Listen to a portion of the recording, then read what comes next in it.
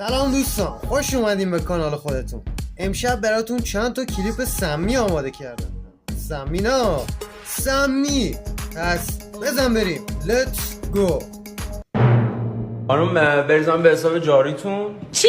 به حساب جاریم؟ خدا شانس بده تو بانک هواشو دارن. نه آقا بریز به حساب خودم. افتیت خانم اینجا مادر شوهر هواشو داره، اینجا بانک هواشو داره.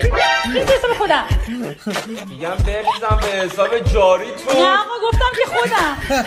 جاری خودم. خب حق داره دیگه بنده خدا بریزم به حساب جاریتون. الان خودت باشی میذاری بریزم به حساب باجناقت؟ فاز علی گرامیه رونالدو یه پیراهن امضا شده فرستاده واسه ترامپ و روش نوشته صلح برقرار کن. خب تو چرا سیسو خواب گرفتی این پایین به خودت؟ یه جوری نگاه میکنه انگار باورش شده واقعا رونالدوه. یه جوری داری صحبت میکنه انگار باورت شده ترامپی ها.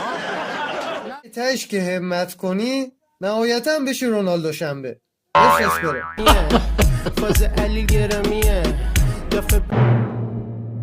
با من مشکل داری؟ زنگ بزن، استوری نذار، نه خودت مال این حرفایی نه بزرگترت. بفرما. مینیلات مجازی هم رسید. بوگوز نه ترکی.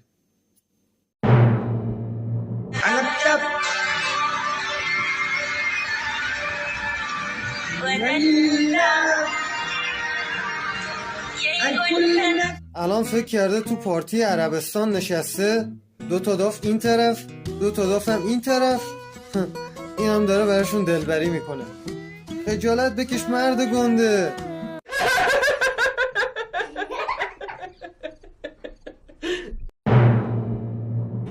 آیشمینه بمونم مجید زیر خاکی زخم کاری. آیشمینه بمونم چند سلش رفتنو یا اگه میخوای بری و این بار نفرین کن منو اینقدر سرت رو پایین نگیر آتیش نزن این تو و این تیغ شارای هر چقدر میخوای بزن عزیزم عزیزم عزیزم ندارد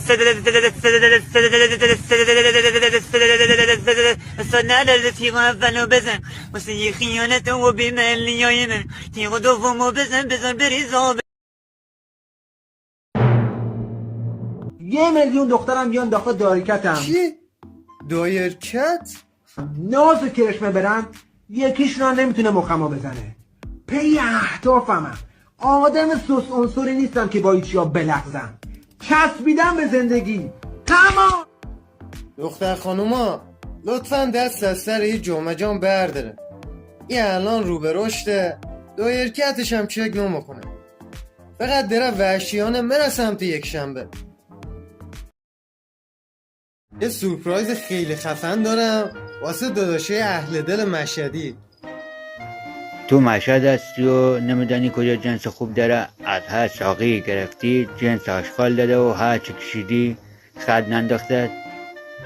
نگران نباش، کلمه جنس برام کامنت کن. بفرما. ساقی آنلاین هم رسید.